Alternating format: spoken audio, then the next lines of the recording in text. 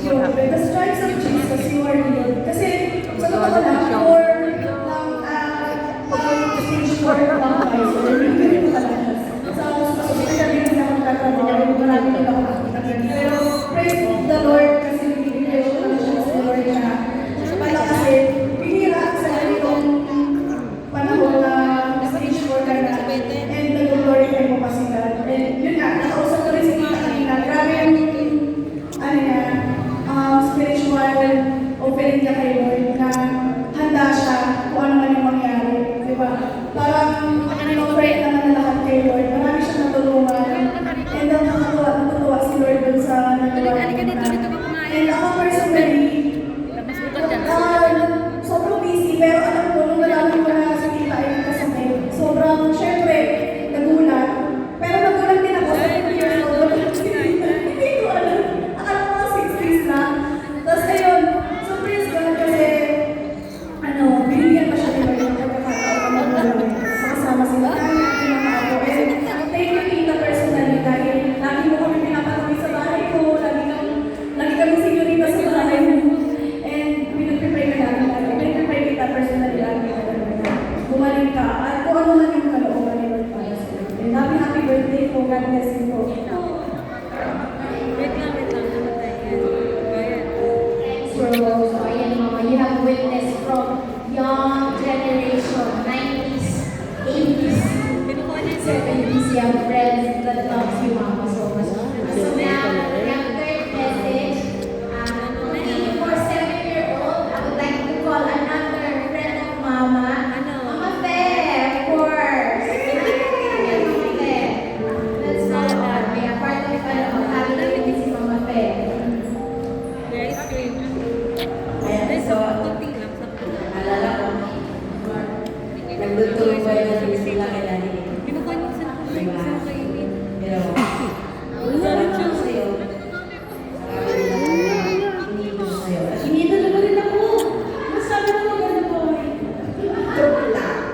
May happy birthday po. Sorry, tama. Say happy birthday. Unti-unti po ako kayo para na nabigyan ng liwanag sa kapangyarihan ng Panginoon. Lalo na po ngayon. Si Mama mo. Dagdag po Speech your mother. sa pagpupuso ko sa sarili ko at lumaganap ko rin sa Panginoon. Nakikita ko sa inyo. At salamat sa iyo. Salamat Lord. Salamat po talaga sa inyo. Kahaba po yan. May pagkakalawa ko lang ng gusto niya ko. Happy birthday po. Mama Fe. Oh, ayan, may promise na 4-year-old. So, 4, and we have the fifth message for you, Mama. We call on Italita. Promise to the mom's side way. So, by your side,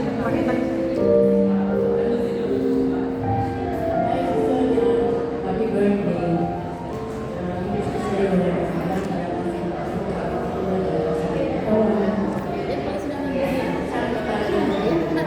Dumating na?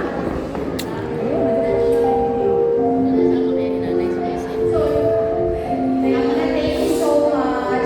Ayan. So, ano naman tayo? Tumakan naman tayo sa mga youth na nagmamahalit kay Mother. Yan, si Leia. Leia, come on.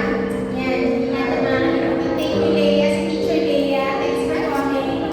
Thanks. Parang nakita ko na yan siya, babe. Show love. Lagi bang member yan dito?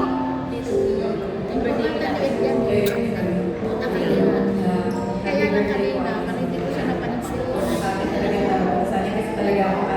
Kaya parang nakita ko na siya. Oh, member yan dito dati. Ha? Member siya dito kaya lang nag-asawa na siya sa Christian din yun ang pangasawa niya. Ano po, nagpapasalamat po sa kaya gusto niya kasi dito pa ako nag-church sa birthday. Si Ate Sony yung nakita sa kasama namin dito sa birthday. Sir, Pumunta ba yun sa bahay mo yan, babe? Pumunta yun sa bahay mo? Ate. Ate mo? Bago pa niya pa sila. Mga youth pa sila, mga youth. Parang sa tamaan pa. Medication member schools. Ayun, nadilim, madilim. Maraming salamat po at mahal na mahal po namin. And alam ko po na bibigyan pa po ng Panginoon ng mga buhay or kalakasan kung ano man yung kalakasan. Thank you. Our sixth message. Of course, ayan, Kiara, one of the first ako ni Mama Nalaga. Dito din ang practice ang pagiging ako na kay Kiara. O Kiara, message for Lola Son. Happy birthday po, Lola Son.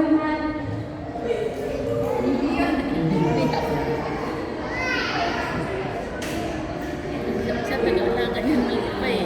Laging iniiwan ni Vanessa sa kanya. Ah, ganun ba? Laging iniiwan ni Vanessa.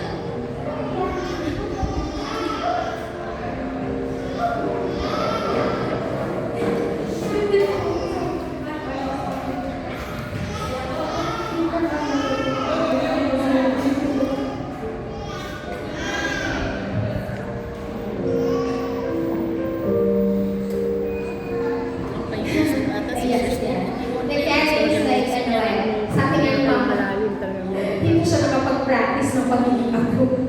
Kasi sila yung mga inaako namin pag baby siya. So, ayan. Yeah. So, lumikos namin yung kanyang paglaki. So, she's seen na talagang kapagmahal si Mama sa kahit na ako buweng tao. From young people to kanyang mga kailangan. Siya pumipili na kanyang pagmamahal. She can show her love. And even especially to her Mama, do you have any message for some of your friends? Everyone. Say something. Say something.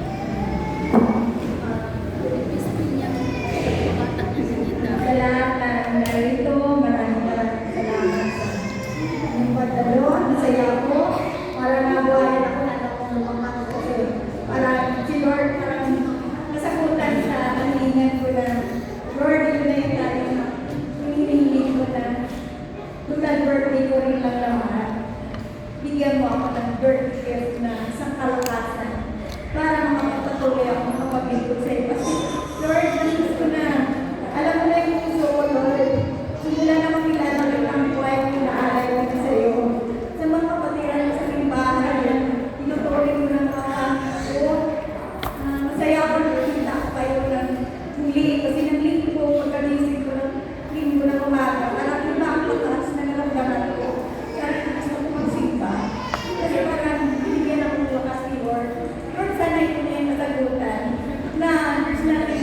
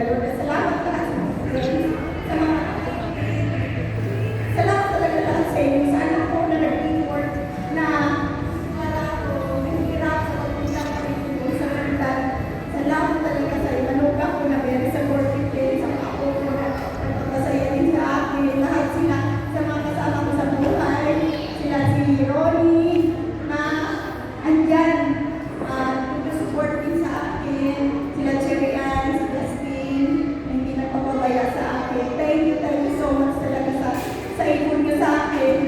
And kahit hindi ako maano, andyan kayo, blessing kayo talaga lahat sa akin. Salamat. Diba? Mama, of course, meron magmamahal sa'yo, ma. Salamat sa mga friends ko. Kasi ako, hindi ko kailangan. Don't worry, Mama. Makakasama ka ba namin ng matagal? Of course! Sabi nga namin, oh, right now, you're like a 7-year-old. We have a lot of time para ano. So, dadagdagan natin yung 7 years old na yun. Ngayon, like to represent of 7 people. So, magiging 14-year-old ka na. So, mag-message sa'yo. 14 years old, sige, di ba, bata na, ano, hindi ngayon na 70 ka. Ngayon, ano, magiging bata ka. So, ayan, gusto natin marinig ko ulit yung mga some of the people na gusto pa talaga mag-message na mag-extend ng pagmamahal sa'yo. O kita mo na mahal-mahal ka na. They are here. And witness how strong and yun nga, yung kabutihan ng Panginoon kay Mother. Thank you everyone. So, tawagin naman natin ulit yung set of people na gustong mag-message na makikinig din ni Mother. Ayan, ang mga anthropopeats, cousins, and loving, ayan, Chinese, of course. Chinese.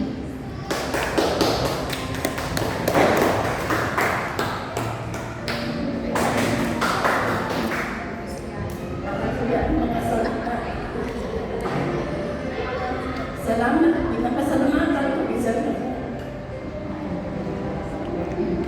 Parang hindi na makapili sa iya. Kung sa ipinta ko sa galing sa kasabi ako ay para sa sula, nagpakina, hindi na sa sula na parang wala naman yung nakasakit. Ganun.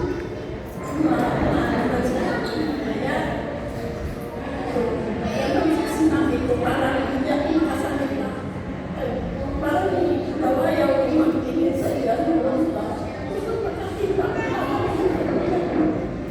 Kinamita ko na. Sinunod ko Ayan sila. Ay, pinsan pa lang ako sa kasi yun yung tagapagpapin niya sa kanila. Siya yung tagapagpapin.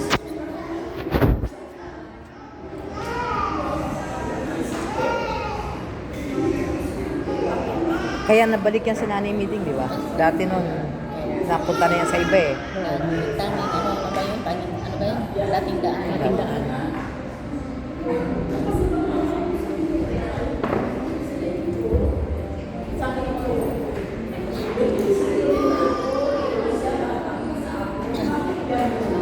siguro yan. Pagod na. Lumiga. Si mama. Kaya na yung baka may popo. Tapos nila. Hindi ba rinig yung sinasabi ni nanay meeting? Hindi ko maintindihan sinasabi ko. Ayoko mag-message na ba emotional? Hindi naman kailangan maging emotional.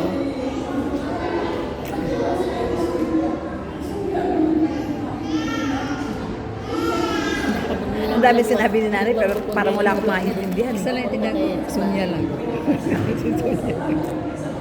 Ay, nagpapasalamat ako sa Diyos. Kapit-bahay sila.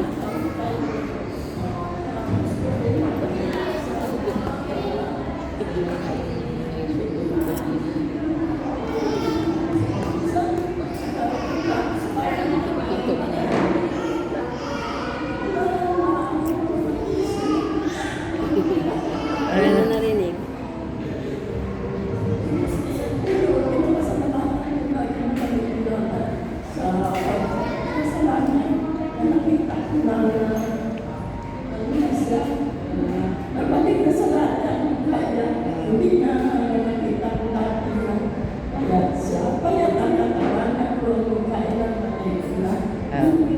Ayos na yung mukha niya eh. Maaliwalas na. Gusto nga siya bukas ng doktor para tingnan, alamin ng doktor kung magandang improve ng kasi ng sinigay. Magpinsan kasi sila. And then, isa na to si Shirley Pinsan, pinulat sa aming pamilya. 80 at Wala si Shiro. 87. A lot and 88. So, mom, you was 87. Kaya pala, nakasama natin si Mama Loretta. Of course. Thank you! Thank you, Chay. Alright, so, syempre, Mama, magandang mahal sa'yo. Of course, the best you want of mother, since Mama Nils, hindi pwedeng ano. Actually, yung isa sa mga anak ni Mama Nils na nag-prepare ko ng food. Hope you guys enjoy. Extend rin ang pagmamahal nila sa isa't isa. Nagtutulungan sila sa mga ganyang bagay. Oo. So, Mama Nils, Grabing best friend dyan dalawa na yun. Wala pa noon. Wala pa noon. Maliliit. Ilang years to Hindi lang doon pa sa kabila pa. Saan yung tapo niya ano? Lagayan? 1988 kasi ang nag-start yung ano eh, Bebel. Pero wala pa sila noong 1988. Tapos dito, 1990. Wala pa nang nakaano sa mga kanila eh. Wala lang. Magkaiba kasi sila, yung ugali nila, kontra kaya. Ano to si Sonia, yung tawag nito yung extrovert. Introvert naman si ano, extrovert. Yeah, ayan. Super beshi walk yan. Ito naman yung mga new beshi walk ni Mothers. Tita Ruth. Ang katsukaran ni Mother Earth. Mga ano ni Tropa Beast.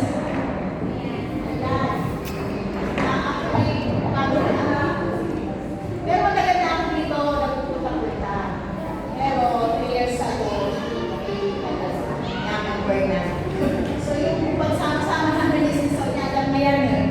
Masaya kami kasi hindi kami kumakain sa bahay pag may gustami. Tapos, chat-chat na si Sister Sonia, sis, dito na kayo mananghalian sa may gustami, diba? So ang saya, kaya kahit sa may isang panahon, ayan, nakasama namin si Sonia na talaga pagdating sa pagkain. Bubusugin ka na si Sonia. Ang sasarap na mga hinahanda niya para sa amin masarap kasi mahilig kami sa gulay. So yan, gulay, isda. Ayan din ang gusto namin dalawa ng mister ko. So yan, sis, basta, di ba, mabuhay o hindi, nasa Panginoon tayo. Huwag kang manunod, huwag kasi pag nanunod, doon nagkakaroon tayo ng karamdaman. Maging masaya tayo kasi ang ating Diyos ay buhay. Diba?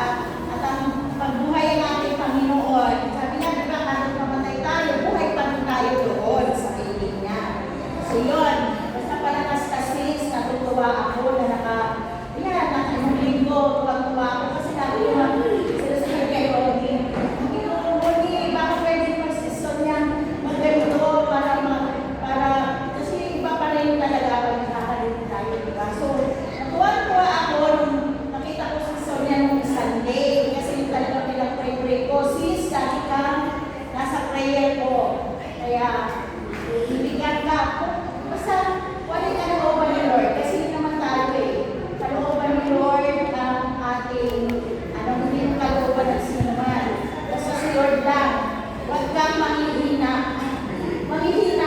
kasi ganun eh, bakit, sabi nga, kahit kanina ang katawan natin, malakas ang ating espiritu, kasi pag malakas yung ating espiritu, so, susunod tayo ating Israel. So yun lang,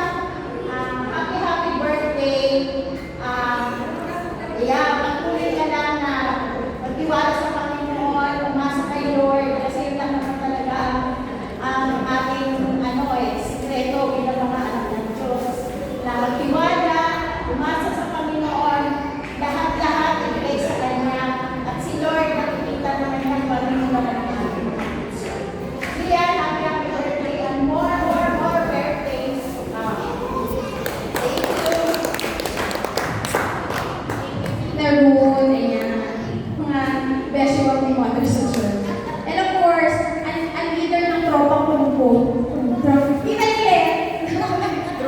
Aliwan na ating samahan. Masaya talaga natin po ng mga matanders, pero siya yung pinakabata.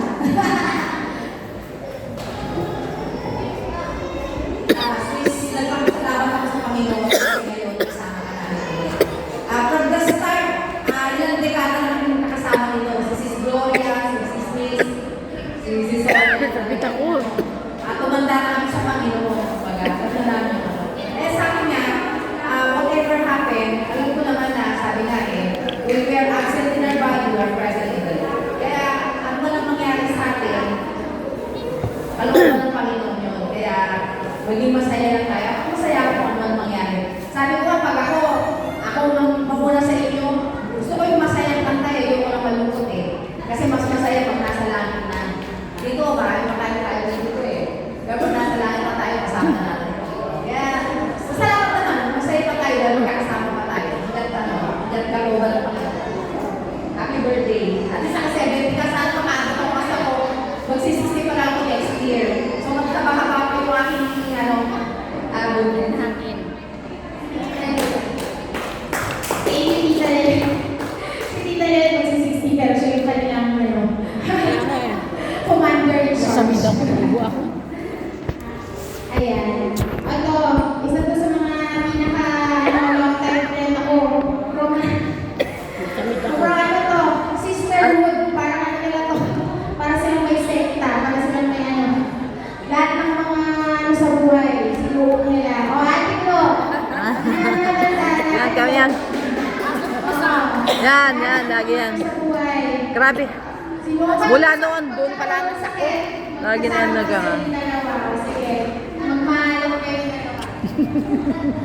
Kami talagang dalawa. Sis, pakikulang to. Kasi kung ako tubig natin. Huwag mo lang harangan yung sound dito. Dito lang. Para marinig yung sound. Sige, sandali lang. Laban lang tayo, Sol. Usapan namin kung sino ang mauna sa amin.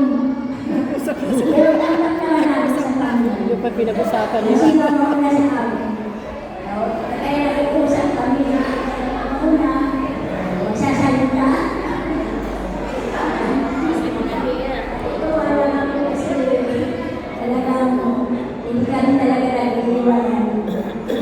Ngayon, saya pa rin dahil may kabilan na Panginoon na sa Philippine 4:13. Lahat ng mga bagay magagawa ko sa pamamagitan ng pagpapalasa sa amin. Kaya yun, hindi na ako magpapapa kasi napapaiyak. Happy birthday, Sol.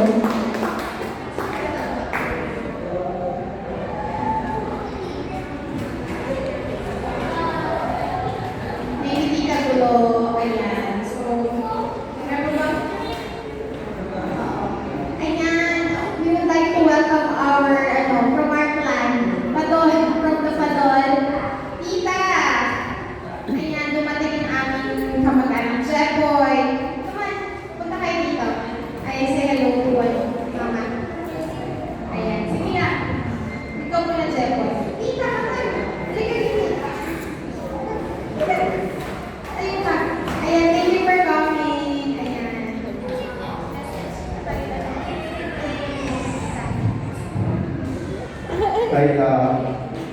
Birthday. Kumuha ko ng ano may... Walang sabi kasi madalas mo pinapunta sa bisita ganun. Galit ako. Anak ni? Si Jeboy, siya si Liza. Liza ka man, halika dito. Anak Anak ni si Ray. Tita Ray. Yeah, ayan. Anak ni Mang, anak ni Mang ano? Tatay din ang ano? Ah, yan ba? Asawa ko yung Tita Ray na si Nicole. Asa na nga pala si Ray? Nasa Ayan. alam mo Tatay Ray. Oh, yun, nandito ano? Ganda gawin mo sa inyong lahat. Happy birthday, Tita. Anak niya rin yan? Ang babae? Si Ray? Unang sa Bulacan, di ba nasa Bulacan sila? Pamilya niya nasa Bulacan. Nasa Bulacan yung pamilya niya. Siya umuwi ng probinsya.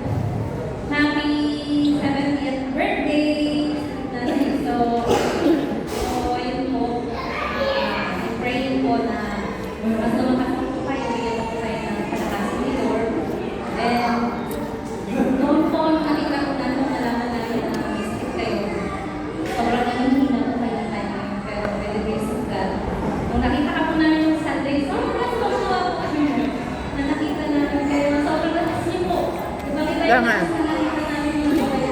Iba na yung tsura niya. So, nanay, kami ay magpapasalamat. Ito ay very big blessing sa aming church. Salamat sa service na ibigay mo. Simula na po hanggang ngayon. Malaman ka Kasi ako yung tinawagan ng Bakit? limit ko lang. Sabi ko bukas mo. Pera na. Ayan. So, we'd like also to have a kind message from our pastor. At, ayan. So, sa mga, salamat po ulit sa mga nag-message and of course, coming and also would like to have last message ito ang ating pinaling message from our beloved pastor here today. Hello po, magandang gabi po sa atin. One of the pastors po dito sa Baptist Church, si Pastor Ed.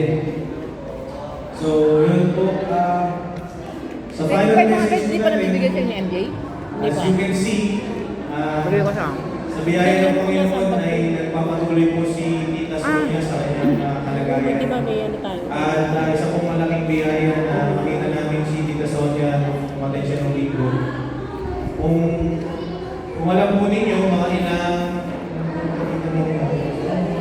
4 months na? 4 months. Simula po September, ay hindi na po nakadalo si Tita Sonia physically sa aming church services. Dahil po sa nakaranas po siya ng matinding na karamdaman. When we found out na meron siyang Saan yan? pumunta po kami doon, ay talagang bedridden siya, nanihina. At hindi makapagsalita. Saan yan? Kaya po yung Kanina, siya sa kasama kami. Oh, magkakasama kayo kanina. Namili kami ng change team. Yung church po namin, every Sunday, lagi po namin siya sinasama sa mga namin before we Nagkita-kita rin kayo. start the service.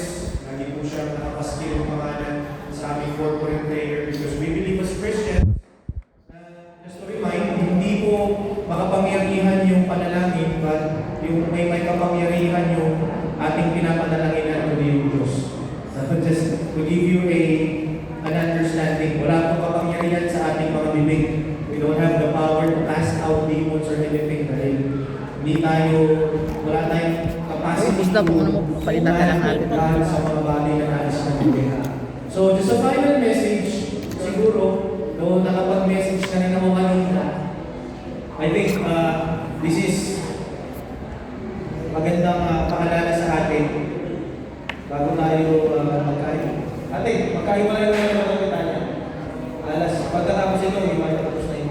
Tapos na. Sige po, sa mga nahuli, sa mga hindi nakarinig mo kanina yung mensahe, siguro maganda rin na i-end din natin sa message ng Panginoon yung ating pagsasalo-salo. So I'll be reading po sa Romans chapter 1 verse 16. So si Apostle po ang nagsasabi dito, si Apostle Paul, and this is what Apostle Paul said on his word.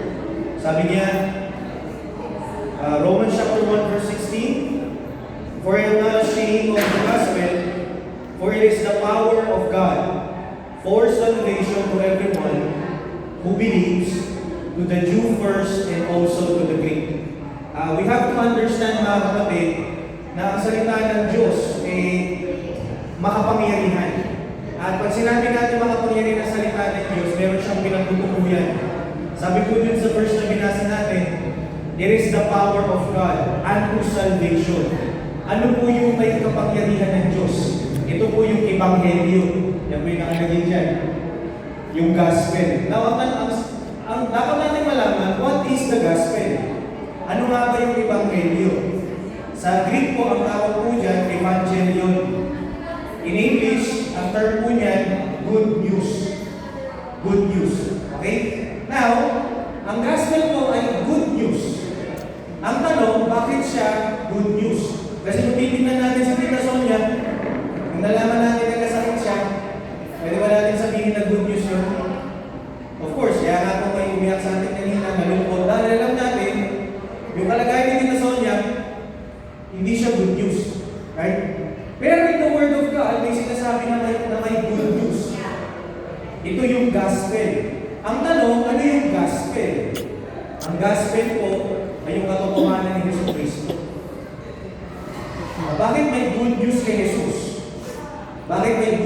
katotohanan ni Jesus.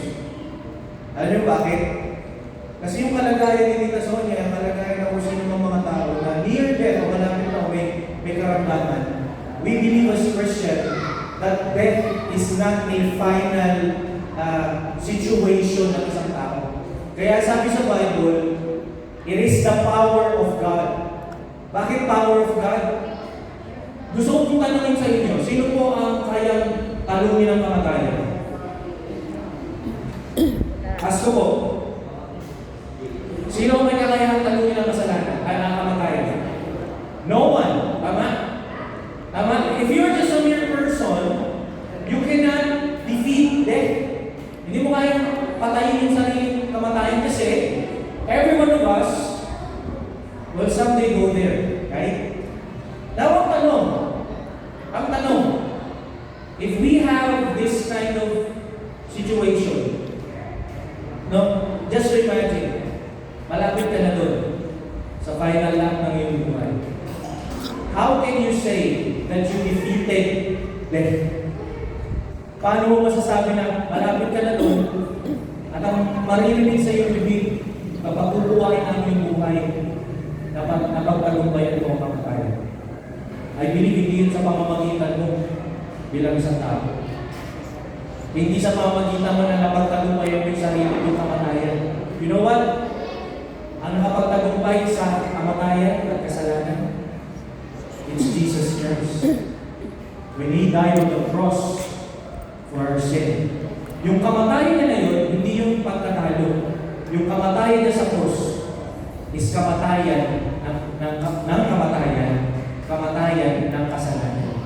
Kaya when Christ raised from the dead after 3 days, pagpapakita yun na He defeated the sin and death.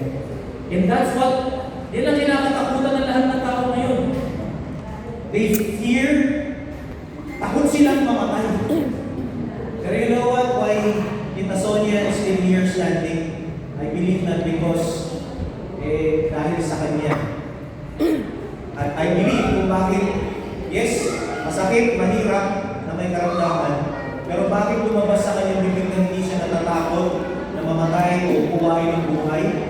Dahil naniniwala siya na napagtagumpayan ng kanyang Panginoon at tagapagligtas ang kamatayan. Gusto niyo bang magtagumpay? Hindi ko yung bibigyan ng business ha. If you want to be victorious in this life, one thing is for sure, yung sinasabi ng gospel. Ang Ebanghelyo, si Kristo ay namatay, inilibing at waling nabuhay pagkatapos ng 3 araw. That is the power of the gospel. That is the power of God. Yun ang kapangyarihan ng Diyos. Doon nakikita ang kapangyarihan ng Panginoong Diyos sa Ebanghelyo. So kung wala ka kay Kristo ngayon, kahit anong lakas mo na, kahit anong galing mo na, kahit anong bata ka pa, someday you will face judgment of God. Haharap ka sa Diyos. Maybe, mamaya, pag-uwi mo or anything, someday, maybe next year, God will take your life and you will face the judgment of God. Haharap ka sa Diyos. Ngayon ang tanong ko sa iyo, kapag umarap ka sa Diyos, anong ihaharap mo sa Diyos? Magaling ka, maganda ka, bako ka. Walang ganun mga kapatid. Lahat tayo ay mapupunta sa impyerno dito sa parang sin. At pananagunan mo ang kasalanan mo sa harapan ng Diyos. Kung hindi ka naniniwala sa kapangyarihan ng Diyos sa Ebanghelyo na walang iba, kundi si Yesu Cristo bilang ating Panginoon at Tagapagligtas. So kung hindi ka sigurado, hindi mo alam kung saan ka mapupunta kung ikay mawala at mamatay, I pray na makita niyo yung kalagayan ni Tita Sonia. She is not afraid to die. She is not afraid kung ano man ang mangyari sa kanyang buhay ngayon because she knows na meron siyang Panginoon na nagpapagligtas sa kanyang buhay. So actually, itong message ito ay hindi para sa kanya, para sa inyo. Iiwan ko lang po itong tanong sa inyo. Paano kapag umarap ka na sa Diyos? Anong ihaharap mo sa Panginoon? Kapag malapit ka na sa kamatayan, ano ang sasabihin? Kaya alam niyo po, bago ko matapos, di ba may term sa May term sa kamatayan. Ito nakakalungkot sa kultura. Ano yung word na eulogy? Eulogy. Diba sa mga patay, ang tawag doon, pag magsasabi ka ng mga good word, pag magsasabi ka ng good word sa patay, yun ang tawag ko eulogy. Kaya may tinatawag na eulogy service sa mga patay. Ang nakakalungkot, magsasabi tayo ng magagandang bagay sa tao, patay na. Wala nang benefit yun, right? We can have eulogy right now kasi nabubuhay pa si Tita Sonia. So it would be better for us to say good things right now habang nabubuhay yung tao. Huwag mo sabihin na patay na siya kasi wala na pakinabang yun. And I believe, gusto ko yan sabihin sa inyo, that the gospel is the good news. So yun ang eulogy na gusto namin iwan sa inyo. That's the good thing na gusto namin sabihin sa inyo. No? Bilang members ng church na ito, there's no other salvation, walang ibang kaligtasan kundi sa pangalan ni Jesus lamang.